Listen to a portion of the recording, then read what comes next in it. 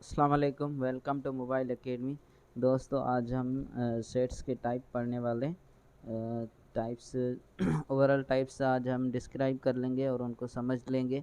इंशाल्लाह सुबह से हम जो सेट्स पे ऑपरेशन होते हैं वो पढ़ लेंगे, यूनियन इंटरसेक्शन वगैरह जो भी होते हैं। ठीक है, आज हम सारे सेट्स के टाइप्स को क्लियर कर लेते हैं।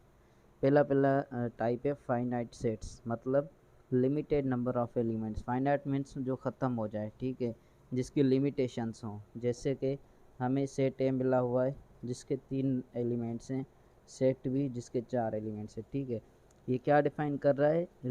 अ set having limited number of elements. ठीक है भाई, उसको हम क्या बोलते हैं? Finite set. अब आते हैं इनफिनाइट सेट पर। ठीक है, इनफाइनाइट सेट क्या होता है? अ set having unlimited number of elements, मतलब जो नंबर ऑफ एलिमेंट्स होते हैं वो क्या होते हैं?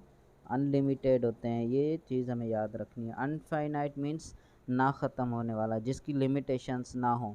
ठीक है, जो ख़त्म ना हो। जैसे सेट ए है 1 2 3 और ये चलता ही जा रहा है। ठीक है, सेट बी है 2 4 6 और ये भी चलता ही जा रहा है। जैसे set of natural numbers, natural number जितने भी काउंट करते जाओ ख़त्म नहीं होंगे। ठीक है भाई, मतलब उसकी लिमिटेशंस नहीं है, अनलिमिटेड नंबर्स हैं, नंबर ऑफ एलिमेंट्स हैं। अब आते हैं एम्पटी, नल या वॉइड सेट पर। ठीक है, एम्पटी सेट, एम्पटी से वर्ड से ही पता चल रहा है कि खाली, नल से भी पता चल रहा है खाली। ठीक है भाई, ये इसके नाम से ही पता चल रहा है कि एम्पटी, नल या वॉइड हम किसी खाली चीज़ को कहते हैं। Means no elements, a set having no element. ठीक है, उसको हम डिनोट इस सिंबल से करते हैं। ठीक है, ज़ीरो देके उसको हम इस लकीर दे देते हैं। ठीक है भाई, मतलब कोई भी सेट जिसका ज़ीरो एलिमेंट्स हो, मतलब कोई एलिमेंट ना हो जिसमें, उसको हम नल सेट बोलते हैं या एम्पटी सेट बोलते हैं। अब आते हैं सिंगलटन सेट पर।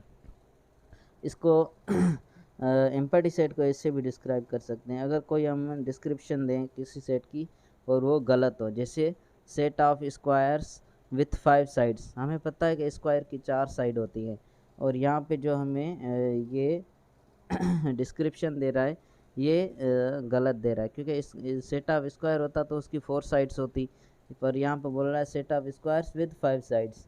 तो ये क्या हो गई? स्टेटमेंट ही गलत हो गई हमारी, मतलब नल सेट हो गया। अब आते हैं सिंगलटन सेट पर।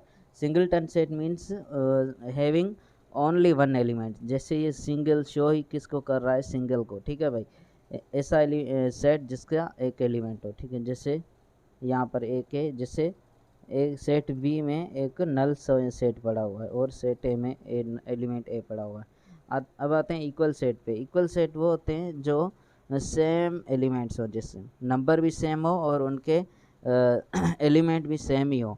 मतलब यहाँ पर सेट ए में क्या है? 1 2 3 है, तो सेट बी में क्या क्या है? 2 3 1। एलिमेंट्स, नंबर ऑफ एलिमेंट भी 3 है और जो एलिमेंट्स है वो भी सेम है, तो इसको हम बोलते हैं इक्वल सेट्स।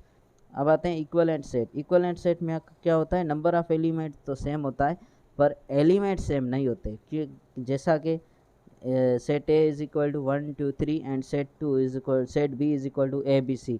इन दोनों का नंबर ऑफ एलिमेंट तो एक ही है, पर इनमें जो एलिमेंट्स हैं वो डिफरेंट हैं। ठीक है, तो हम इसको क्या बोलते हैं? Equivalent set means number of elements same है। अब आते हैं सबसेट पर।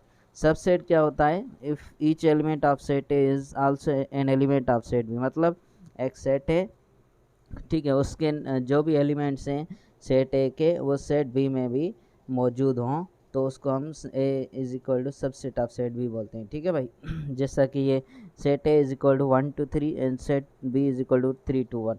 इसको हम क्या बोलेंगे? A is subset of set B and set B is subset of set A. ठीक है, क्यों? क्योंकि हम एक और भी यहाँ पर बात नोट कर लें, every set is subset of itself.